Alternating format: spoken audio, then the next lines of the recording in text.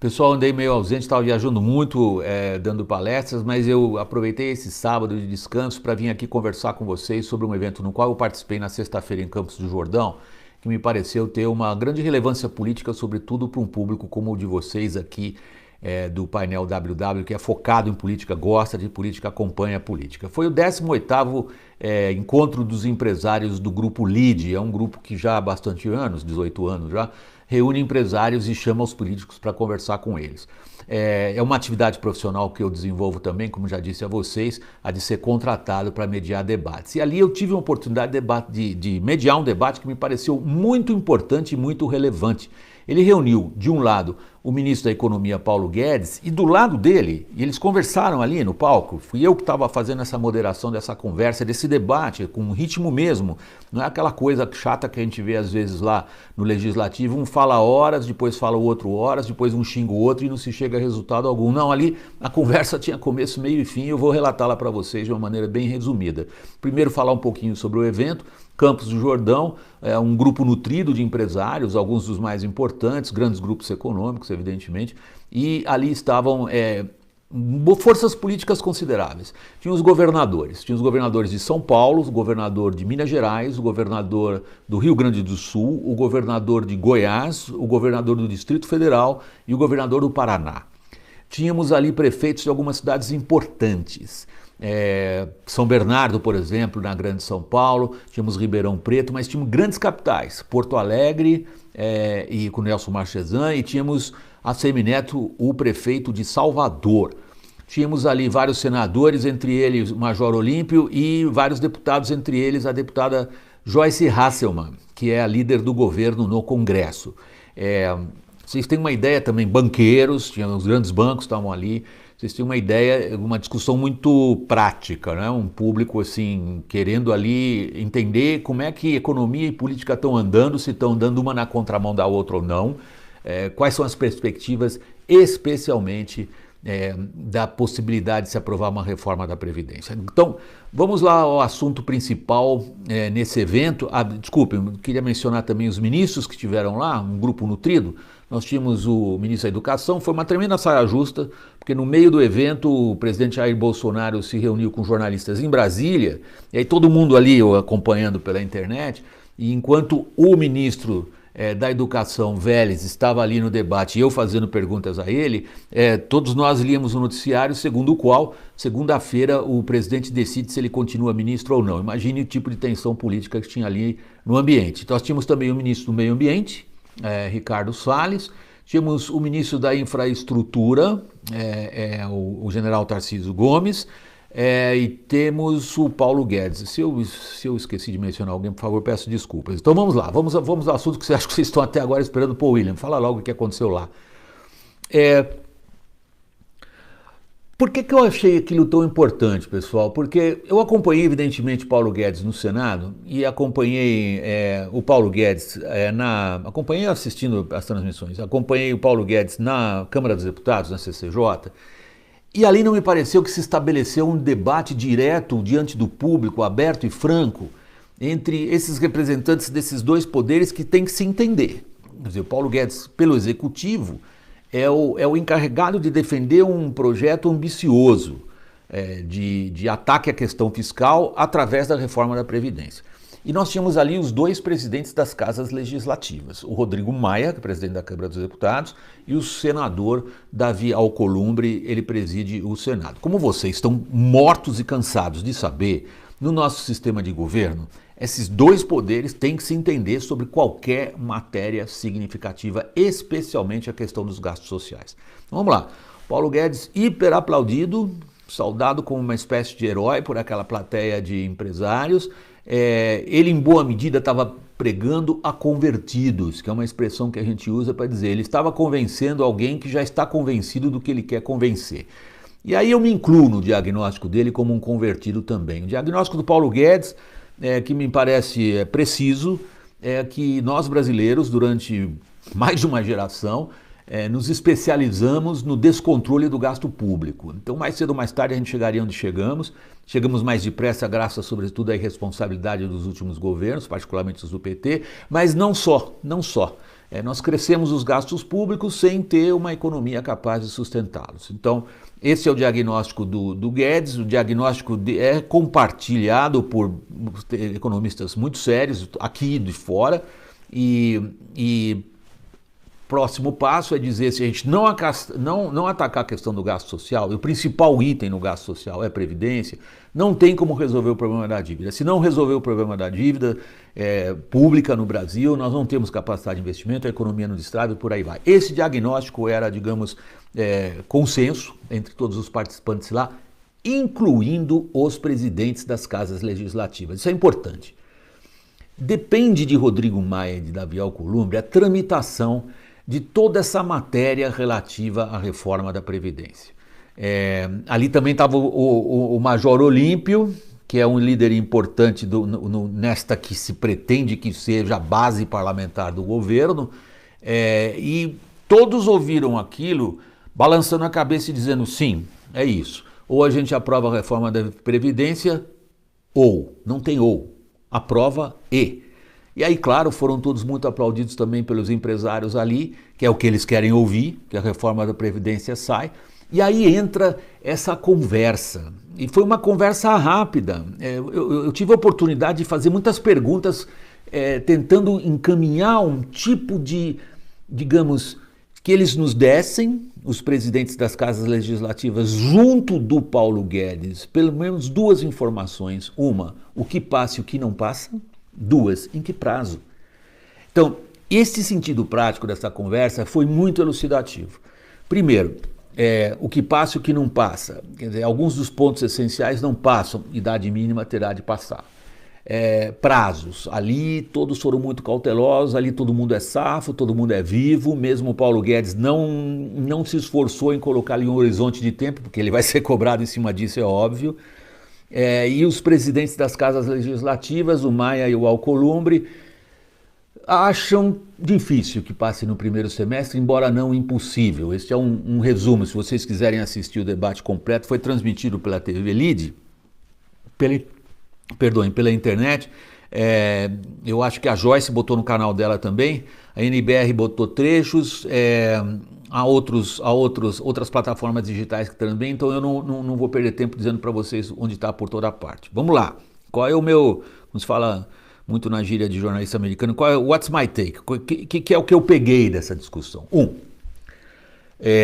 Maia e Alcolumbre deram um recado claro ao presidente Jair Bolsonaro. Quer dizer, o Congresso tem uma prerrogativa muito evidente e clara a respeito da aprovação desse projeto e vai exercer. Agora, o Congresso precisa ser levado a isso através desta palavra que caiu, digamos, num significado negativo para mim não, que é da articulação política entendida como política. Outro recado que eles deram foi o seguinte: vamos parar com esse negócio de política velha e política nova. Existe política ruim ou política boa. E como o presidente havia, digamos, no dia anterior a esse evento em Campos do Jordão, se encontrado com vários dos líderes, chefes de partidos e estabeleceu pelo menos um tipo de diálogo, depois saiu tuitando falando que ninguém falou em cargo, deu uma desanuviada na atmosfera política, pelo menos até ali em Campos do Jordão. Não sei o que vai acontecer na semana que começa, né? Alguém pega um Twitter aí, fala uma besteira, desaba tudo isso daí. Mas que ali havia aquilo que a gente entende de outras situações de crise em outros países, pela palavra espanhola concertación, não bem vai confundir, tá? Não tem nada a ver com concerto. Concertación em espanhol significa convergência, encontrar pontos em comum. Evidentemente havia esse espírito ali, entre o Guedes e entre esses dois personagens fundamentais dentro do parlamento brasileiro, dentro do Congresso brasileiro, o presidente da Câmara e o presidente do Senado. Essa costura política, eu vi ela acontecer ali na frente, com eles respondendo perguntas diretas de um ao outro, envolvidos num diálogo, sentados lado a lado.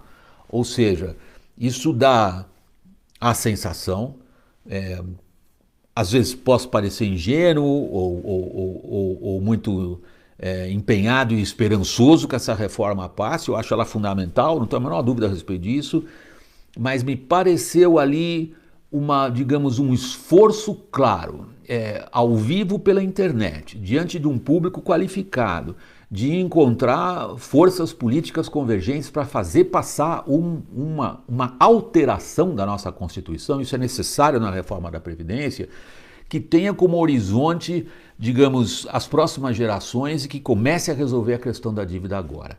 Então, por isso que eu vim trazer isso aqui, essa minha, digamos, a minha impressão de tudo isso. Óbvio, para mim foi um momento muito forte, né? Porque eu era o moderador dessa conversa e numa hora até brinquei, eu tenho um estilo muito brincalhão ali, né? Nesse tipo de evento, faço piadas e tal, para a plateia também relaxar um pouco. E uma das piadas que eu fiz foi a seguinte: gente, nós estamos negociando aqui a reforma da Previdência, vamos ver se esses caras fazem esse negócio andar. A plateia gostava e tudo mais. Mas eu estou indo além da brincadeira, da piada que eu fiz, que é uma técnica que se usa muito nesse tipo de situação, para o público relaxar um pouquinho e voltar a atenção dele menos tenso para o que está acontecendo ali. Foi um evento importante nesse sentido. É óbvio que ali ninguém saiu com, vamos dizer, um texto escrito como é que vai ser a reforma, quem assina embaixo, então isso daqui é o que vai se fazer. Mas o significado político disso eu acho que não escapa a ninguém, que é, vamos dizer, depois de 3 meses muito difíceis do ponto de vista da capacidade desse governo de se articular dentro do parlamento, com uma dubiedade nas atitudes emanadas do Planalto, em parte pelo próprio Jair Bolsonaro, de ser pela reforma da Previdência por um lado e de tal maneira hostilizar o mundo político por outro, que na prática, continuando assim, esse tipo de hostilidade e incapacidade de um poder entender o outro, a reforma não passa. Porque se há uma debilidade reconhecida ali, inclusive, isso também foi interessante nas discussões e sobretudo nas conversas de bastidor. A fragilidade do governo na sua base parlamentar, ela precisa ser mais sólida e precisa ser mais dirigida nesse sentido. Então isso é o que eu queria trazer aqui para vocês como relato de um evento interessante, sem dúvida nenhuma. Quer dizer, eu sou jornalista veterano, já participei de muitas dessas situações, mas essa nos últimos, eu diria, 3, 4 meses no Brasil foi muito, digamos, foi digna de nota. Não quero exagerar aqui, foi digna de nota. Sobretudo porque se estabeleceu um diálogo ali, uma forma de trocar em público ideias a respeito de um assunto importante. Isso sugere, se ninguém ficar derrubando as coisas com o Twitter agora na semana que vem, que a gente desanuviou um pouco a atmosfera política também com o STF adiando, a votação prevista para o dia 10 de abril não mais haverá agora, o Toffoli tirou isso do mapa, tirou da pauta do STF, a votação de uma matéria de interpretação da Constituição que poderia ou não libertar pessoas que foram julgadas de segunda instância. Evidentemente é o Lula, seria o beneficiado disso, com um clima político que resulta daí, que eu não preciso ficar descrevendo qual. Então, deu uma desanuviada nessa atmosfera política, isso é essencial. Eu disse a vocês que o grande interesse desse público era ver se economia e política estão andando uma na contramão da outra. Até agora, muita gente impaciente, Guedes se referiu a essa impaciência também. Eu o interroguei bastante sobre as causas dessa impaciência, que me parece justificada, e ele acha que não. Ele acha que as pessoas estão sendo impacientes demais, eu acho que não. Eu tenho uma discordância com ele em relação a isso. Acho que boa parte do público, eu tive palestrando no sul do Brasil, em Chapecó, tive ali em Uberlândia palestrando a produtores de café, em Chapecó tive palestrando a produtores do setor da avicultura, agronegócio, em São Paulo eu estava participando de um evento importante do setor imobiliário, construção civil, emprego, e eu posso reportar aqui para vocês, como veterano, experiente repórter, de ver o que as pessoas estão pensando, que existe sim uma grande impaciência em muitos segmentos da economia em relação a deslanchar o país, em relação a trazer as promessas de campanha para serem efetivadas. E foi aí também que, para encerrar, eu queria registrar o vigoroso aplauso dirigido ao ministro da Infraestrutura, que visita pouco as manchetes de internet dos jornais, mas apresentou ali, assim, meio como militar mesmo, o militar tem uma linguagem muito própria. Ele falou assim: minha missão é pôr projeto para desestatizar. Eu já pus porto, eu já pus aeroporto, agora vou pôr estrada, vou pôr ferrovia e tudo isso. E por último, não podia deixar de falar dos governadores, né? Todos eles numa situação fiscal horrorosa. A situação fiscal, uma parte do debate foi o impacto da situação fiscal na questão da segurança pública, especialmente do Rio Grande do Sul e o de Minas Gerais, o Zema e o Eduardo Leite, angustiados com a situação fiscal dos seus estados, Goiás também, e todos angustiados com a questão da segurança pública e todos muito enfáticos na necessidade dos governadores se mobilizarem também através das bancadas estaduais e, sobretudo, pela pressão política em torno da aprovação dessa reforma.